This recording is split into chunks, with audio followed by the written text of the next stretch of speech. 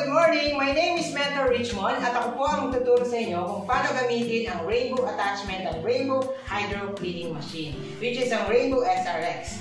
This time guys, ang ituturo kong attachment ko is ang tinatawag nating na upholstery tool. So yan, napakaganda ng quality at ang pinaganda nito guys, may mga braces din po siya ng made of horsehair. So ito po, napapansin nyo guys, yung may mga buging siya, eh po yung tinatawag natin na airflow. So para pag sinasak niya yung lahat ng alikabok, diretso siya lahat sa water. Nang wala po natitirang mga alikabok. Pag ginamit natin sa upholstery, ginamit po natin siya sa curtain, pwede rin po siya sa unan, especially sa mga unan guys. Kasi yun yung lagi natin tinutulugan.